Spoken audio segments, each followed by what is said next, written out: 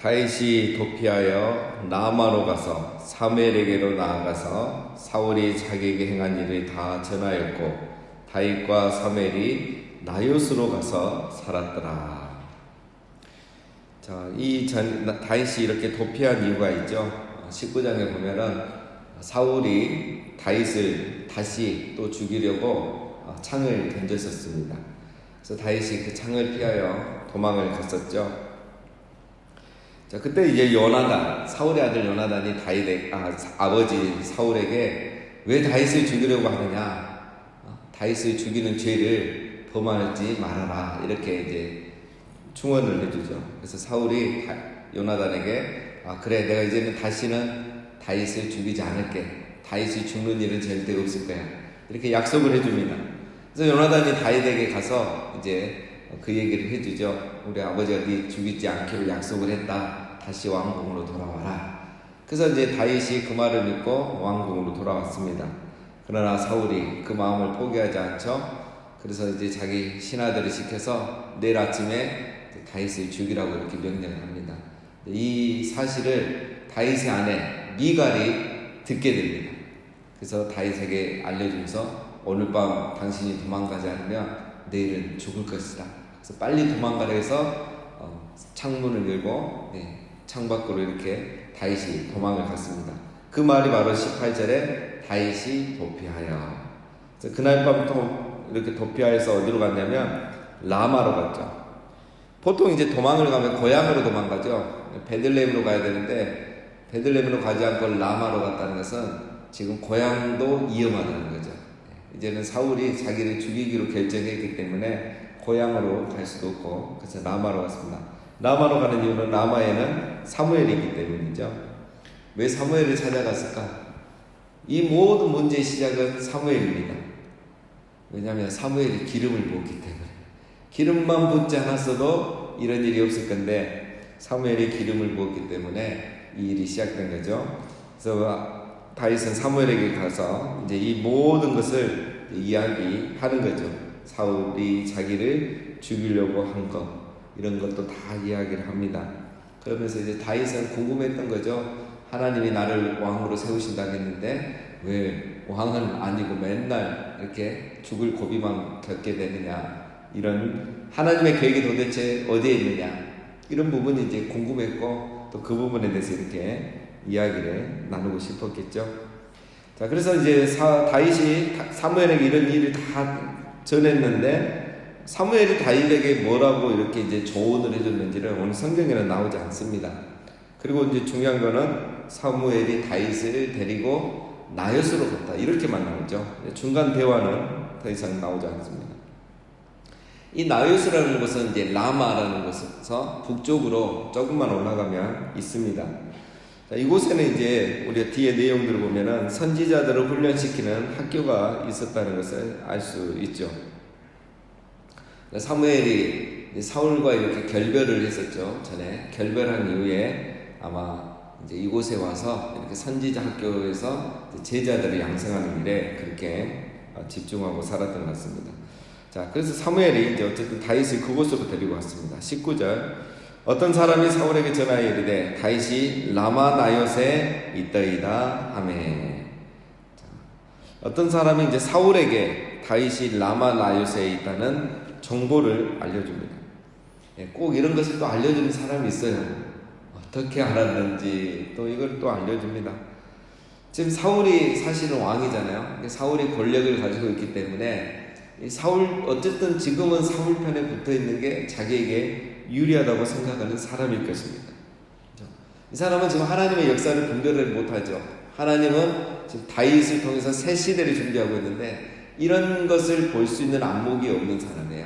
그래서 당장 권력을 갖고 있는 사울에게 잘 보이기 위해서 이런 정보를 주는 겁니다. 20절. 사울이 다윗을 잡으러 전령들을 보냈더니 그들이 선지자 무리가 예언하는 것과 사무엘이 그들의 수령으로 선 것을 볼 때에 하나님의 영이 사울의 전령들에게 임하매 그들도 예언을 한지라. 사울이 이 정보를 이제 듣고 다윗을 잡아오라고 전령들을 보냈죠. 자, 지금 사울은 다윗을 죽이기 위해서 광적으로 지쳐갑니다. 거의 이거는 집착 수준을 넘어선 거죠. 그래서 이 정도로 여러분 왕이 집착을 하면 국정을 제대로 볼 수가 없겠죠. 그래서 일부 학자들은 말하기를 사울의 왕국이 왜 이리 빨리 몰락했느냐, 그것은 사울이 다윗 한 명 죽이기 위해서 광적으로 집착을 했기 때문에 국정을 제대로 못했다 이거죠. 그 정도로 사울은 다윗을 죽이려고 집착했습니다.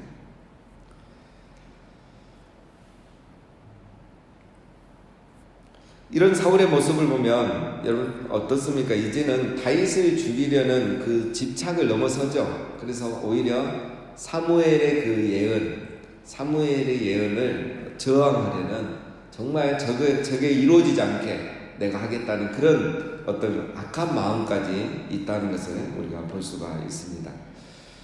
자, 이렇게 해서 이제 사울이 전령들을 보냈는데 그 전령들이 이제 왔는데 사울 나요스에 있는 선지자들이 예언하는 것을 보고 사무엘이 이제 그들 가운데 우뚝 서 있단 말은 이제 리더죠.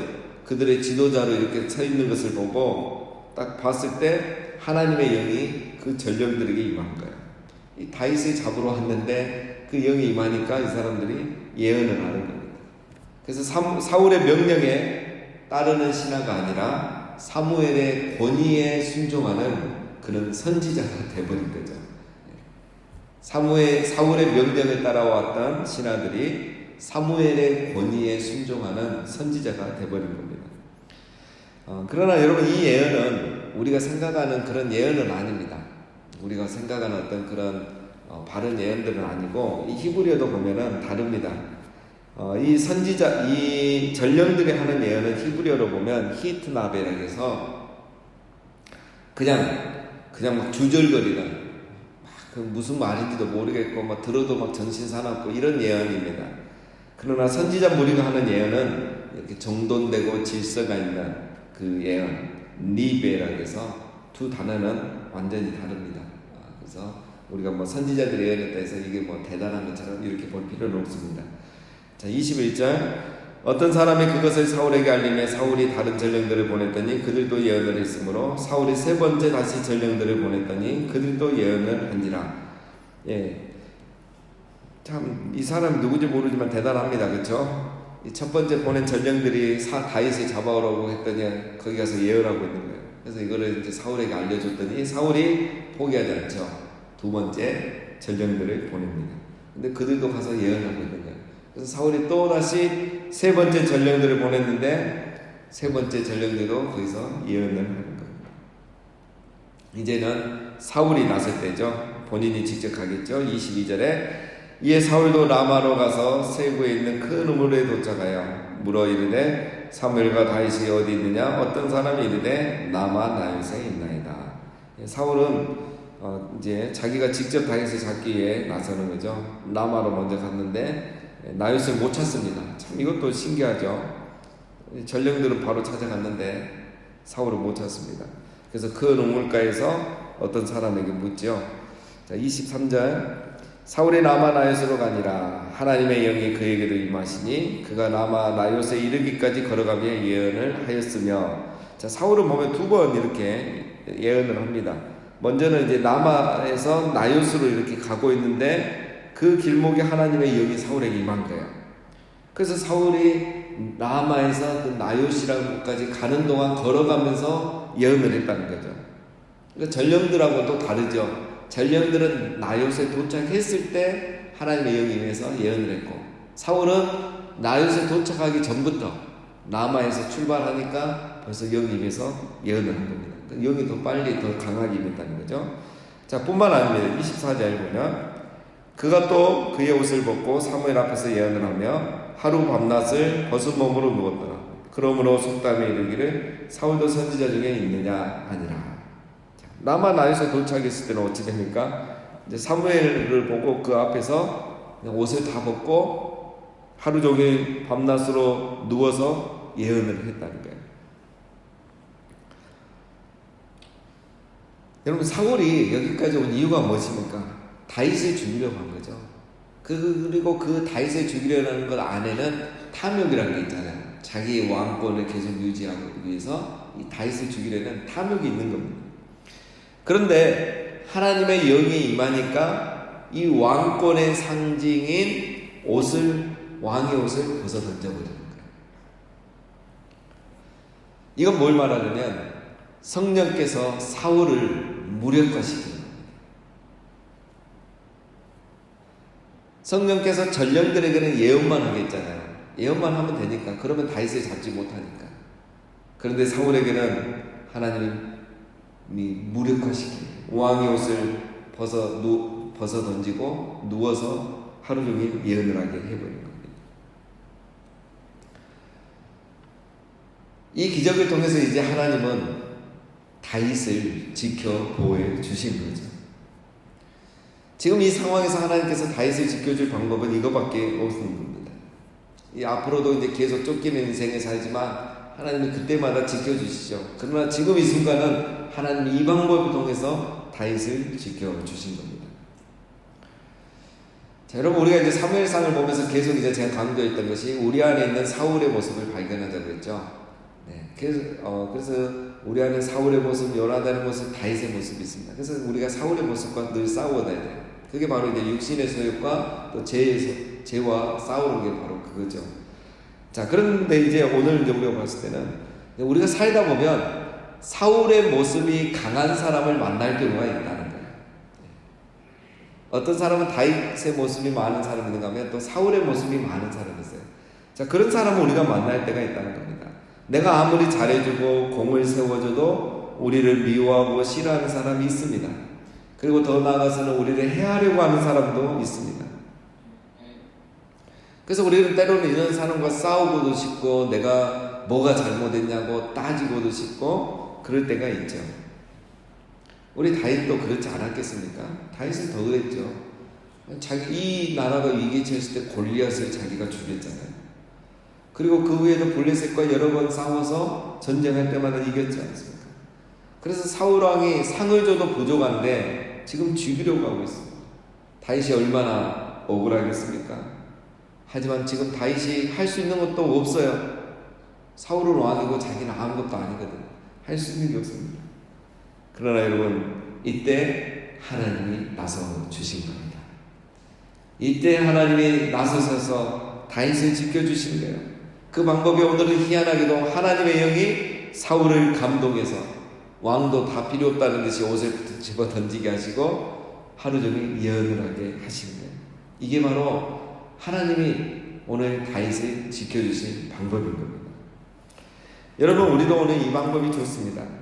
우리가 싸워서 이기려고 하기보다는 성령께서 우리에게 적대감을 가지고 있는 사람들의 마음을 감동시켜서 변화시켜 주시는 것이 가장 빠른 길인 줄로 믿습니다.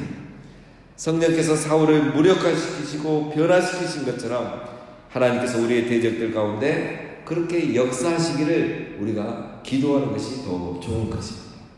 내가 아무리 말로 설득하고 나의 옳음을 주장한다고 해서 해결이 되지 않습니다. 어쩔 때는 그거를 했다가 더 그 골이 깊어지는 경우가 있습니다. 그러나 하나님이 감동하시면 어떤 적도 이렇게 바뀌게 되는 거죠. 물론 하나님이 항상 이렇게 하시는 것은 아닙니다. 이런 경우도 있는 거죠. 특별히 이 경우에는 이번에 이렇게 하신 거죠. 이후에는 이제 사울이 사실 다윗을 끈질기게 쫓아다녀서 죽이려고 하지 않습니까?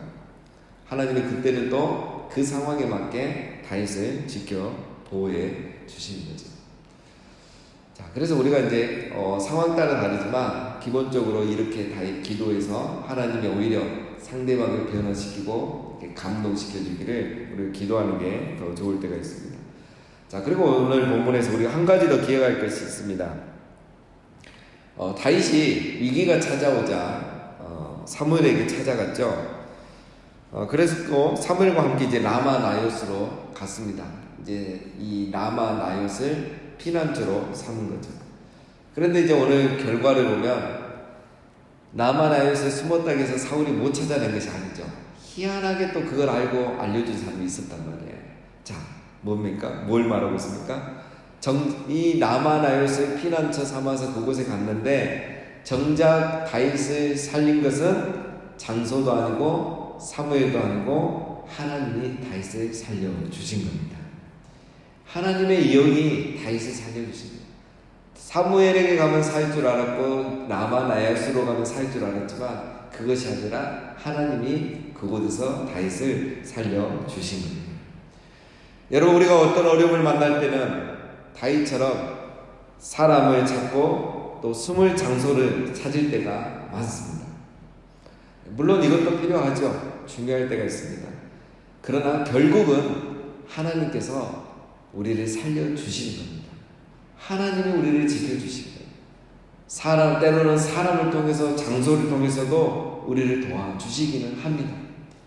그것들이 다 필요하죠. 그런데 결국은 그 장소와 사람을 통해서 하나님이 우리를 지켜주십니다.